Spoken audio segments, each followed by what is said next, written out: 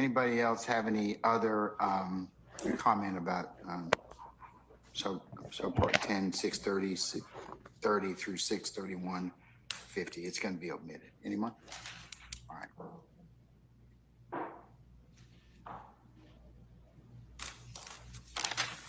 Okay, we've gotten through the flaggings of Mr. Sharp. Does anybody else have any other time periods they wish for me to discuss with the court? Mr. All right, thank you, Mr. Steele. Mr. Harvey, Ms. D. Williams, Mr. Matthews, Mr. Weinstein. No problem. Okay. No, it's with reference to my continued objection for severance and instructions with regard to all of this evidence. I don't want that to be deemed to be a waiver on the record. Okay, Mr. Harvey, in no way, I'll note it again for you that you have moved for severance and for 105 instruction, which the court is going to give you continuing objection on, but I'm going to deny that at this time again, okay? All right, sir. Okay.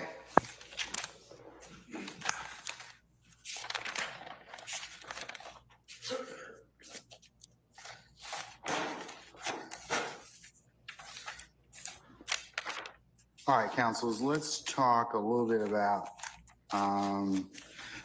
way ahead in scheduling. I believe that you all have, as well as it pertains to Mr. Copeland, June the 10th interview, which is the longest one. It's 9 hours. Is that correct? All right. Have you all been working on, or I'm going to ask the state first and then defense counsels in terms of what you've identified as to what you're going to play and what you wish to omit? Your Honor, we sent to defense counsel, I believe on Monday, the areas in which the state intends to redact. Yesterday evening, Mr. Shard, I think, sent me a portion of the areas that they would like redacted. We haven't had the opportunity to look at those. And then I believe Mr. Adams was supposed to send me the secondary portion of that. And so we'll be looking through that over the course of today and this weekend to determine what, if any, areas we can agree to. Once we finish talking about June, Your Honor, we'll briefly just want to get some clarity on February 21st, so after we finish the June discussion. What do you mean you want clarity on that? So we submitted some redactions for February 21st. And I don't know if, kind of along the same lines of the conversation yesterday, if there are areas that the defendants wanted in that the state intended to redact. And if there are those same line of areas, we understand the court's ruling from yesterday, but we just wanted clarity because we don't know. And it could be an offline conversation I can have with Mr. Shard to see what their position is. I think I can answer this. After speaking with other attorneys involved in the defense of other individuals, I believe that there is an objection to the redactions of the timestamps identified by the state. We understand that the state, in their presentation of the case, they may choose not to present some of these excerpts when they played the tape. Which tape were we referring to? February 21st, 2015. All right. But I believe that the defense is going to seek to admit portions that the state is not going to seek to admit. And certainly we can have a similar discussion that we had yesterday, or I can authorize, unless there's been a specific objection, I'm going to say you can play it during cross-examination. Like similar to what I did yesterday. Yes. And that's fine, Your Honor. We'll object at the appropriate time. Yeah, if appropriate, yeah, I'll rule upon it. But most of the things that, unless there's clear argument to the contrary, we'll we'll be fair game on cross. Okay. Thank you, Your Honor. Okay. So let's talk about the June 10th interview. So is it possible for you all to, like, consistent with this has been very helpful for you all to identify the time periods and for us to work down through them and have discussion one way or another? Are you all in a position to potentially put something together by Monday, and so we can kind of go through the June 10th interview? The good news is we're all operating off the same transcript for June 10th, and there is a transcript. I believe the transcript's about 550 pages. I made it through 380, and I've identified the specific spots that I object to, and I believe that other attorneys involved in this case adopt my arguments for those first 380. Mr. Adams is diligently working. He's identified the rest, and he is going to send that information over to the state at some point. I don't want to speak for him, but I know he's been working on it. So I think that the state has given us their proposed redactions, correct? Correct, Your Honor, but I think we're going to be in the same position. So we really need their redactions, because I think the state is, we're going to redact what we're going to redact, and if they choose to want to play certain portions, we can object at the appropriate time. So I think we really need to know what their redactions are in order for us to have a meaningful hearing, hopefully on Monday. So right now they have about 2/3. Okay. Just by the transcript length, about 2/3 of the redactions, and then Mr. Adams is going to get them the rest. Mr. Adams, will you be finished by Monday? Oh, absolutely. They'll have Okay. All right. Okay. That works. All right. So we'll work on now as it pertains to, since we'll probably take the most of the day with that, I'm inclined not to call in our jury for Monday. And Your Honor, I'm going to remind the court that we also have the jail phone calls. Yes, and there's 11 of those at 2.5 hours. You want to fight me?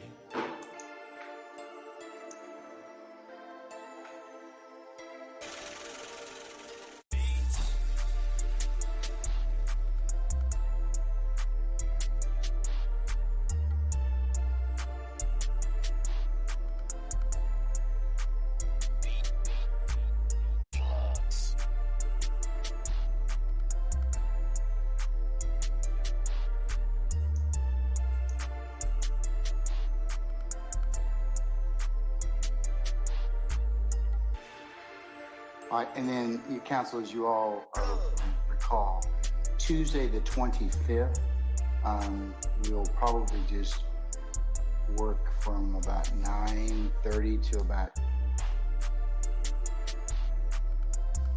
probably shortly thereafter lunch. So my inclination as well, I don't think we're gonna probably finish with our, it's possible that even if we, that we'll spend or exhaust most of Monday the 24th and Tuesday the 25th getting through the 10th and/or 10th of June, as well as the jail calls, and we may not even be finished with those. So I'm inclined to just tell our jurors have a nice week, unless somebody has something to the contrary. Anybody? Okay. I mean, I just don't think we'll be in a position for them to hear anything at that point. All right. Which leads me to July 1, 2, and 3. More than likely, we'll probably use, if we don't finish up our business with the jail calls, we'll probably take that up on Monday the 1st of July. Tuesday,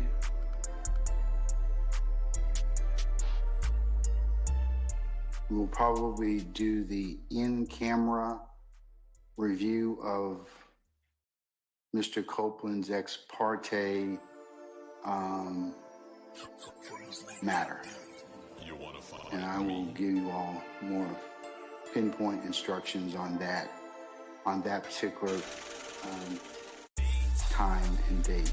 But it more than likely will be the 2nd or the 3rd of July.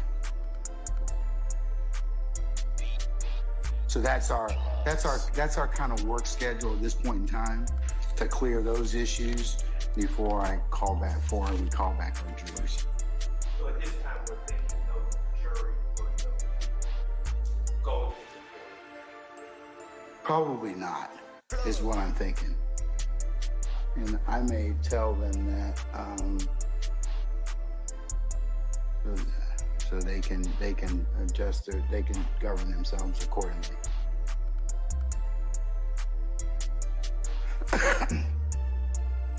But we have a fair amount of stuff to take care of. So, all right. Anything else, councils, at this point in time? If not, I'll see you all on Monday, the 24th, 8:30 for an anticipated 9 o'clock start time. We'll queue up the 10th, include as for the next court's exhibit in order. Email I received from Mr. Shart with Stillwell proposed redactions. So we'll work off of that as well. I'll forward that to you, Ms. Neal. I'm going to forward it to Ms. Weaver.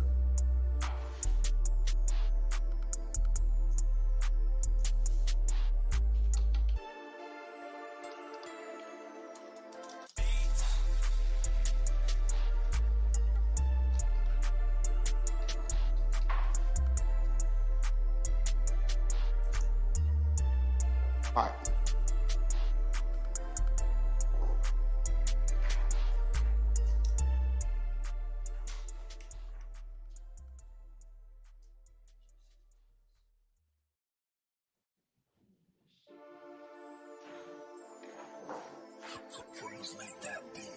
You want to fight me? All right, Ms. Hilton or Mr. Shart, do you have some proposed? Okay, well, I know that the video is 3 hours long or thereabouts. So, do you have some, much like we did yesterday, some time? Yes, Your Honor, and I believe we should start with. Do you have a transcript of that particular hearing? We do. May I have it? Can I use it? You can. I'll give it back. I mean, I don't want it for No, we'll get. for any other purpose. Yes, Your Honor. We'll get you a copy of it. Okay, all right. Your Honor, I believe that it's probably best we start with the redaction that Mr. Shard has, given he wants these things redacted and those items are in dispute. And those would be the 10 timestamps that you received this morning via email from Mr. Shard. Are there any sections that, since it's your video, basically, or you're seeking to admit the video, do you have any sections that you all have decided you're going to not play or not in contention? Have you vetted any of those with the defendants? We have not, the defendants, and I don't know if Mr. Shard was getting ready to do that, based on what we submitted to them, we do not know if there's any parts that they agree with or not. We know that everything that Mr. Shard has sent us, are in dispute with us. All right. Okay. And so, All right. So I'll just take by the numbers, and then we'll move on to any other persons that wish to be heard about. So what are you marking that February 21st interview as? this is 379, excuse me, 378, 18.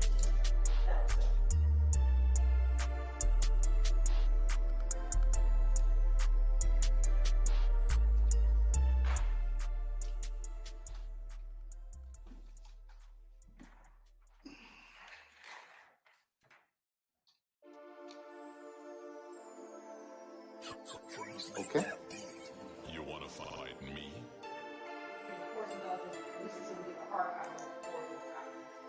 All right. Has that already been sent to all defense counsel as well? Yes, Your Honor. Okay, all right.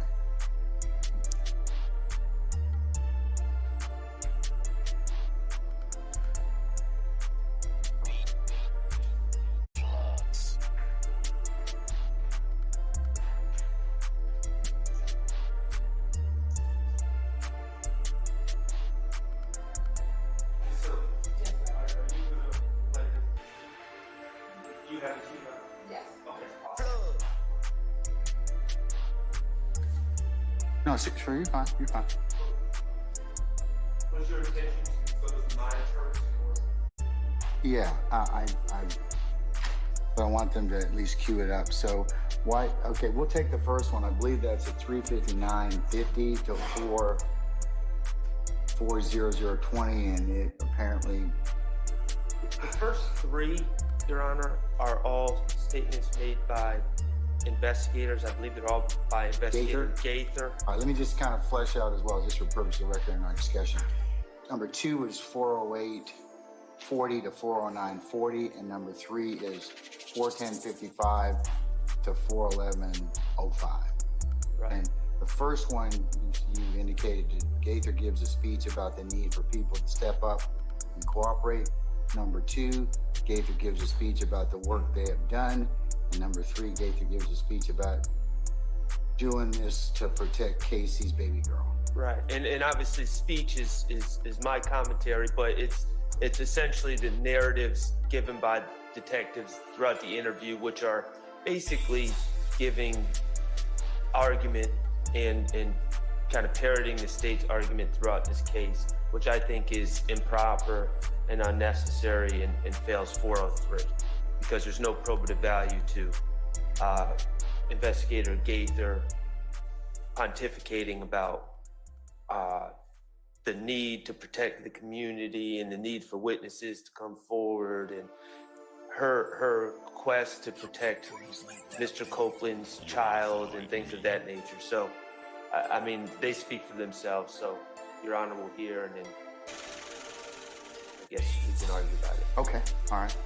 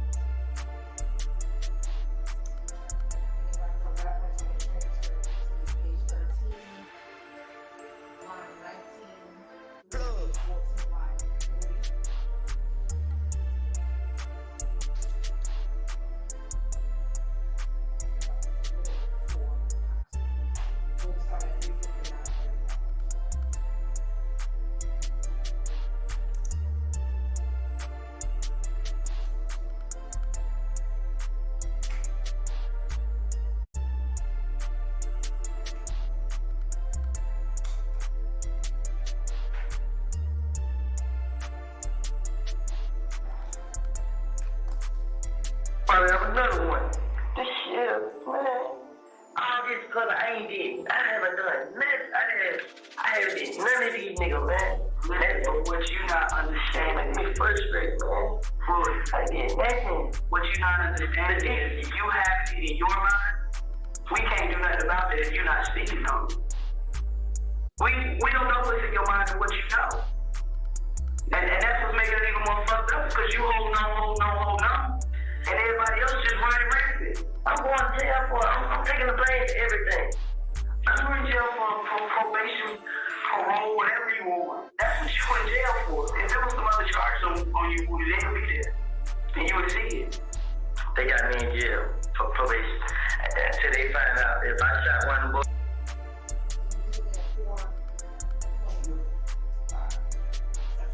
We ended that play at 4:00 in 25 seconds. Okay. All right. Why does the state believe that that court, that's admissible? Yes, Your Honor. Mr. Copeland testified that Detective Gaither, during the course of any of these interviews, were forcing him to name a suspect. what she's doing here, for context, this interview is the day after Mr. Copeland, his child, and his child's mother has been shot at. And if you can recall, in the February 20th interview when he was with Detective Curry, which has been played before the jury, Detective Curry attempted to get Mr. Copeland to tell him who did it. He did not. If you can recall, he would not say who did it.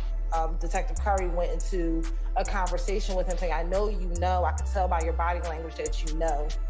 Then when he was by himself with Deshawn, his girlfriend, he told his girlfriend, I know who killed me. I know, I'm not killed me, I know who shot at me. This is the next day in which they knew that he had a relationship with Gaither. If you can recall, in that February 20th interview, they kept telling him, you need to talk to Gaither, you need to call Gaither. And now Gaither is trying to get him to come forward with whomever he saw in the day that he was shot at. And so what Gaither is doing during this portion is telling him, I can't stop them from shooting at you. I can't stop them from doing anything if you don't tell me what happens. And majority of this interview is her trying to encourage him to tell what he knows. And that is, again, in contradiction to what Mr. Copeland has said on the stand, that one, that they were forcing him. They were not. And you can see throughout the conversations here, they're never forcing him to do anything.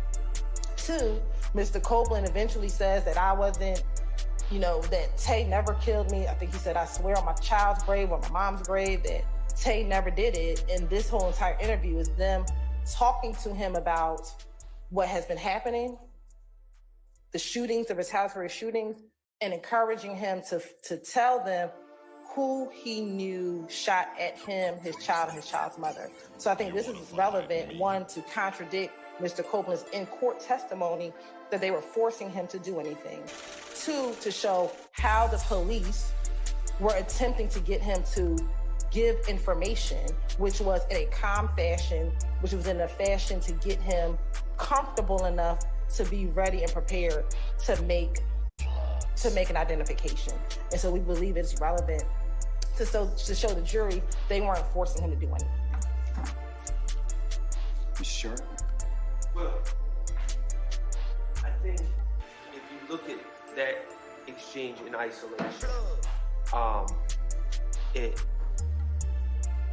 it is a narrative by the detective.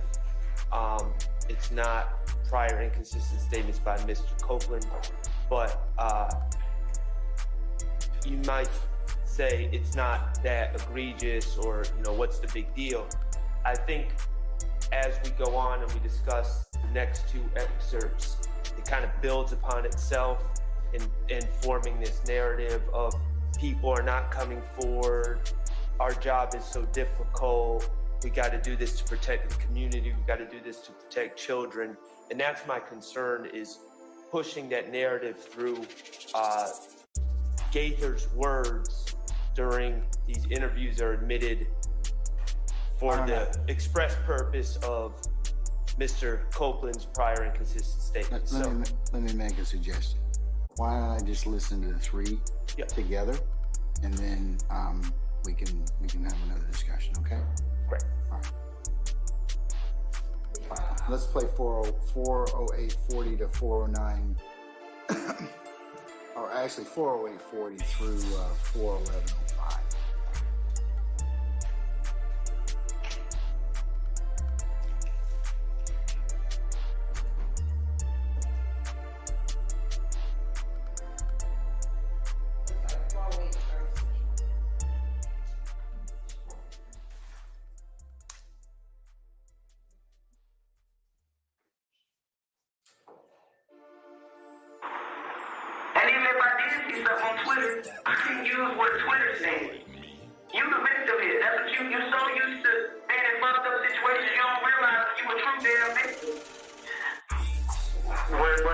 When the police came in my house, I wasn't no jet. I was a suspect. I can't vouch for what nobody else did. That's my case. That's my case. If you was a suspect, you would have got locked up that night. That night. You admitted to shooting back. You would have got locked up that night. Am I correct? Okay, so I'm asking you, who the fuck shot at you? Either you gonna tell me or you not, or you just gonna stay in this predicament that you in. But you're not helping yourself. And you going to the streets trying to kill you. I ain't even going to the street. I know if you working with this the first time. Blair, I'm going to the first time you would have told me. It ain't just about you and your life, because your baby was out. I told you the first time. You think I was stupid. What did you tell me the first time? What I tell you? You don't even got what I told you the first time? The first time when I talked to you a few weeks ago about the incident on the highway, you didn't tell me when it was time to tell me. You didn't tell me. Us talking off the record, it's like it never happened. It's like it never happened, and I can't work like that. You expect me to help you, but look at what happened to me. I'm expecting you to help you. I'm getting shot at and locked up. It's like I'm talking to a brick wall, Lucci. I try my best not to cry. It's all right to cry. I cried the same night they came. I did. I let it out. But I scratch every day. You know what? I just shot my car. You know what I was doing? Look, I was still out. I ran 4-wheelers everywhere. I know. I heard. I wasn't riding all right. You know what I'm saying? Because I know everybody wasn't out to get you. I'm not saying everybody out to get you, but the folks that are out to get you, obviously they coming for you. And me as a police officer, you don't give two shits about your life. I care about your baby life. I care about her life. She can't do my life and my girl life. Exactly. So help me do this shit. They unprotected now. They out there by themselves. But you not telling me nothing, cause I'm in jail. You right here right now. They out there by themselves, and the folks that shot at y'all.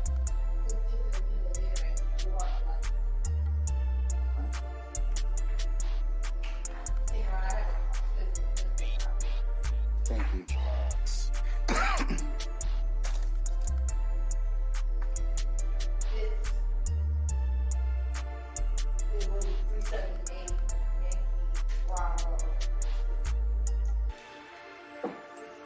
Thank you.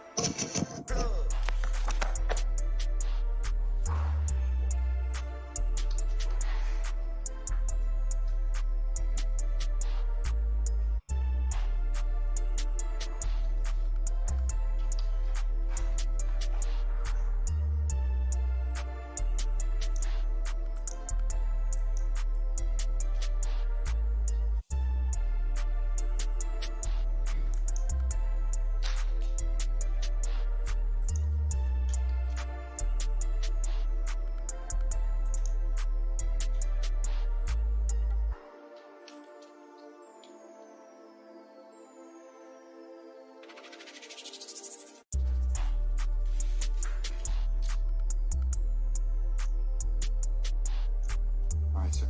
Sure. So, Your Honor, my objection to what the playing of what Investigator Gaither says is that Investigator Gaither, again, not the intended declarant of these statements, these out-of-court statements, is essentially making an argument that the jury will hear that it's a future dangerousness argument. It's an argument that, you're either on the side of the quote-unquote gangsters, or you're on the side of the people that are trying to protect children. It presents a false dichotomy, and also it invites the jurors to consider subjects and consider things that are not supposed to be in their purview as the finder of fact. Well, future dangerousness, protecting the community. Okay, tell me where in this particular, from 359.50 to 411.05, that you want me to invite me to look at for future dangerousness. I believe it is around 410.55, where essentially Investigator Gaither is saying to Mr. Copeland, okay, you're not cooperating. Hold on, if you don't, you said 410.55? I believe it's hey, can you give me the page references for that, please? And it's, I don't believe that the same. and essentially, No, around 410. I need to know the, What page 14? yes, ma'am. That will be around page 28. All right. and I don't have the transcript in front of me, the stage transcript, but what the part that I'm referring to is where she says, Woody, you know, you're not talking, you're not cooperating, you might not care about your little girl, but I do. I'm going to protect your little girl. And I think that's improper. It puts it improperly presents this dichotomy of where the police are the good guys and the protectors of children, away from, you know, the bad guys who are out warring in the streets. And I just believe that that's an improper statement. A, it's not true, but B, it's an improper statement that invites the jurors to consider things other than the evidence in this case. Okay, you're saying that, okay, I'm looking at page 28, line 10 or thereabouts, Detective Gaither.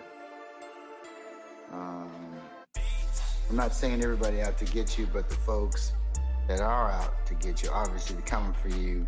And me as a police officer, I don't give two shits about your life, but I care about your baby's life. Right. Copeland, I care about her life. Detective Gaither, she can't get Copeland and my life and my girl life, Gaither, exactly. So help me do this shit. And then Copeland, they out now. They out there by self. Or they self. You wanna fight me? But then you're not telling me nothing. That's Gaither. Right. And he says, because I'm in jail. And then she goes on to say, you're here right now, and this is page 29, starting at page 29, they out there by themselves, and the folks that shot, and y'all are probably still out there as well, In my most strenuous objection is just about the comments about protecting his daughter. I don't think that's appropriate.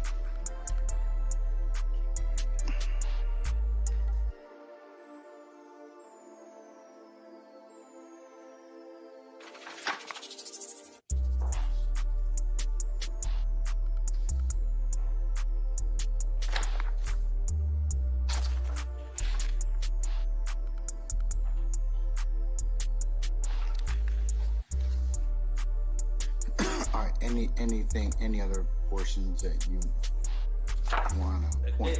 Are you saying that the entirety of it, or are you just saying that particular section? Right, that particular section about the child, and I think that fails under 403. Not probative. Again, it's the investigator talking, so she doesn't have any personal knowledge of the facts of this case. It's not really the witness presenting evidence, and again, I think it's confuses the issue, and it's likely to inflame the passions of the jurors, and it's prejudicial to our clients. Well, if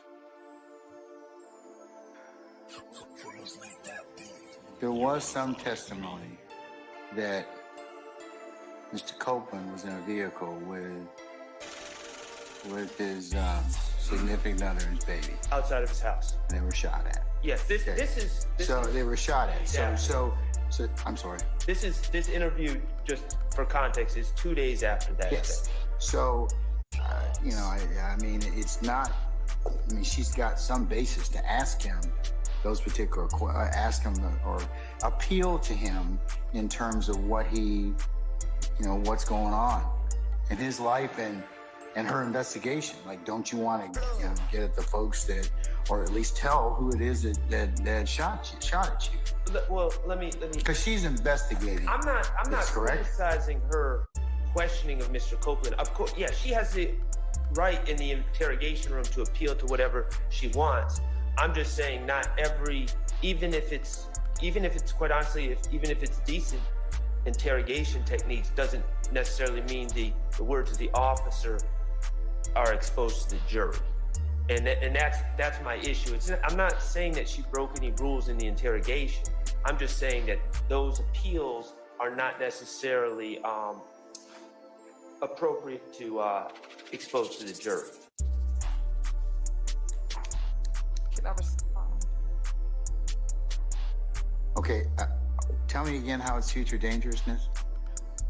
Well, it's an improper appeal to protect the community. It's creating the impression in the juror's mind that the police are out here protecting children, and that these gentlemen in this back and forth between Mr. Copeland and other individuals, and the state would say individuals seated back here in this other group, are putting these children at risk. And what I'm saying is, if Investigator Gaither was on the stand and said, you know what really bothers me about these things that I've been investigating all these years, it's that these bullets come out of these guns and they're coming at children's heads.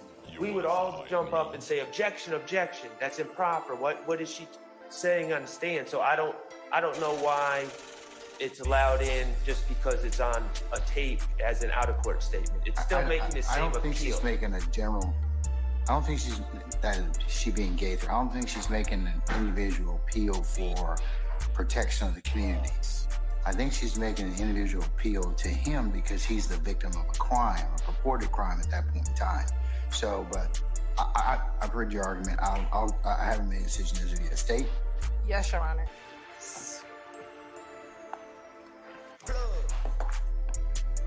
I want to address a few things. First, this future dangerous argument is not a proper argument for what occurred in the interview room. Future dangerousness solely talks about an open and closing argument referencing to the jury that if you don't find these defendants guilty, then this will occur in the future. That is what future dangerousness references. It has no bearing on an investigator who's trying to investigate a crime, appealing to the victim as to why he should come forward with who harmed him. That is what Detective Gaither was trying to do. Secondly, Your Honor, the defense early in our trial made a number of cross-examination efforts to talk about police officers and the fact that they only target a community, that they only arrest certain types of individuals. And what this video shows, most importantly, is that she was trying to get Mr. Copeland to identify who did this. But secondly, that the police aren't just trying to arrest people. They are not just trying to get individuals charged with crimes, but yet they are trying to investigate crimes, hold individuals accountable, and make sure that those who are victims are no longer victims. And so what Detective Gaither is doing in this portion is trying her best to appeal to Mr. Copeland, who has some concern about giving up an individual, who is concerned about snitching. And that's what you're going to see later on in this interview. And she's trying to get him to identify who did this to her, who did this to him and his child and his child's mother, Your Honor. And so given one, Copeland himself on the stand says, in all these interviews, they were just out to get me. They were out to get Thug, they were out to get me. This is a complete contradiction to that, because Gaither isn't trying to get him. Gaither isn't trying to just get Thug in this interview. Literally, she's trying to identify who shot him. So one, it's impeachment by contradiction to show Gaither's, how Gaither was interacting with him. Two, she was trying to get Mr. Copeland to identify who the person was that he saw shoot at him. she can use certain investigative tools and tactics. Mr. Steele said yesterday, all day long, I want to show that this is how they investigated cases. Well, this is a part of that. This line of questioning is how they investigated cases. And when Mr. Steele says, well, I want to show these bad portions of it, then this is in contradiction to that. This is her using her investigative tools in order to get a victim to come forward. So for that reason, it should come in. And then this future dangerousness argument is not relevant for what occurred in this courtroom. So for those reasons, Your Honor, we would ask to play these portions of the recording. All right. Anybody else other than Mr. Sharp wish to be heard on this, on the first three redactions? 35950, 40020, or 40840 to 40940, or 41055 to 41105. Anyone else? Mr. Weinstein? Mr. Matthews? Mr. Williams? Mr. Harvey? And a 105 instruction. Okay, denied, but I've noted it, sir. I'll give you a continuing objection on that issue, okay? All right, Mr. Steele? No, I'm not what was said. All right, sir. Okay. For the reasons articulated by the state in terms of identification or impeachment by contradiction, I don't believe that future dangerousness applies for this particular portion of the transcript. I'm going to authorize or allow the state to play those particular portions over objection. I'll give you all continuing objection as to that. All right, can we move on to 41130 to 41235? All right. And Your Honor, for reference, that's page Yes. 29, line 9, and page 48, line 11. What will that take us through? And that's going to take us to 41235. Oh, okay. That's the fourth area of contention. 41130 through 41235. Okay. All right. You can go ahead and play it, please. Still out there as well. Probably still out there as well. Still. Oh shit, man. I try my best, man. Cause if I help you, if I tell you anything, guess what? They make it even worse. What makes it worse? Everybody, oh no, snitch, now this and that and that. Bro, how do you snitch with somebody trying to kill you and girl in your face? How is that snitching? I just want to get out of jail and go to my next job. Just stay out of the way, man. Listen, I'm ready. But do you honestly think somebody else that quote unquote the good guy don't want to help you? If you ain't telling us like you talk about snitching and all this, it ain't about that. But as long as you're out there being a part of the problem, we're going to let you be a part of the problem. I haven't been a part of the problem. You are. You're not trying to resolve the problem at hand. And I told you the only way for you to start resolving, to get this shit started and resolving it, is you got to talk to us straight up. That's it. You got to talk to us straight up. Because if you're not, it's just going to continue and continue and continue. And I hate to see you or anybody else come up there behind the foolishness because everybody want to be loyal to the streets and everything. Trump wants to care. Okay. Mr. Sharp? My issue with this, and again, it's going to be under 403. My issue is this: the state is clearly making the argument and trying to appeal to the jurors through their questioning, and I'm sure they're going to make arguments in closing. They made arguments in opening that witnesses are reluctant, that Mr. Copeland's reluctant. They're pointing out that Mr. Copeland says certain things when Jeffrey Williams is in the room versus not in the room. And the reality is, despite insinuations at times by the state outside the presence of the jury, that were unfortunate accusations, I think, there's been no evidence that Mr. Copeland fears anyone seated here. There's been no evidence of any threats made by anyone seated in this courtroom towards Mr. Copeland, or at least on the defense side.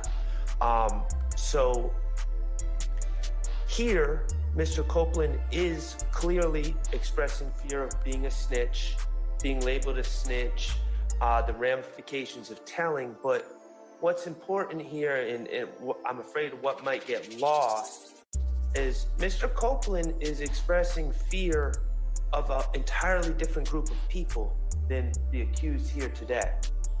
He's expressing fear of the group of people that are shooting at him actively at the time of this interview, which I think the state has alleged are YFN gang members. I believe that certain individuals that are not associated with any of the defendants here today were arrested and charged with that crime.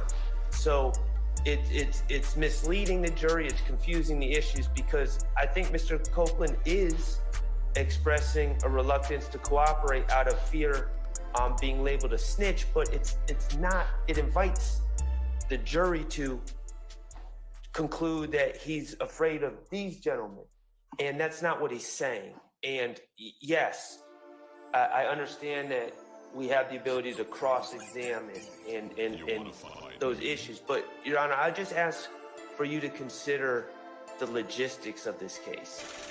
The fact that the state is talking about playing, like, I don't know if we add them up, 17 hours of videos or however long of Mr. Copeland. There's it's not a typical trial where we get to just follow up with cross and clear up issues. There might be a week between when this is played and when we have the opportunity to cross-examine him about these issues and clarify some things and clear them up. And it's kind of like it's just not a smooth process. And I think that we need to do our best to eliminate any of the misleading or confusing issues from this tape, including this segment right here, which for, under 403, I believe that it should be excluded. Okay. State?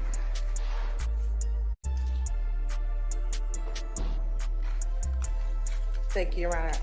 I think Mr. Shard is trying to compartmentalize issues, and we have to look at this case in the totality of all the circumstances. So first things first, specifically, when I asked Mr.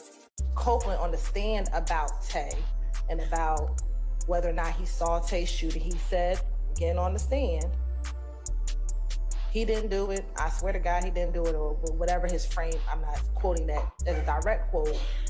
But also, he talked about not being afraid of snitching. He talked about the fact that whatever he said in these interviews, he was just saying it just to say it. I asked him, was he concerned about snitching, being labeled a snitch? And he said, I was not. So this is impeachment by contradiction and prior inconsistent statements, both. Because I, on direct examination, asked him, was he concerned about snitching? He said, no, I wasn't concerned about snitching. They were forcing me to point out Tay. They were forcing me to do it. Gaither forced me to point out Tay. This is a complete contradiction. He literally talks about why he cannot identify Tay because he's going to be labeled a snitch. I believe this is the interview. Later on, he talks about the fact that his cousin was labeled a snitch and what happened to his cousin. So this is one in direct contradiction to that specific line of questioning. But also, Your Honor, snitching is relevant in this trial in the totality of the circumstances. Mr. Copeland literally last week or 2 weeks ago decided initially that he was going to plead the fifth in order not to testify in trial. To testify into trial is snitching. He has now, as a course of his conduct in the last few weeks when he has testified, is now completely contradicting everything he told police when these individuals were not in the interview room. Again, that is snitching. And here is a reason he is explaining in 2015 why snitching is a problem. So when you look at it for both the specific impeachment of my line of questioning about this interview, but then the larger conspiracy, in this case, people do not want to come in here and testify. Mr. Copeland's not the first witness. We've had Miss Archillian Bennett, who testified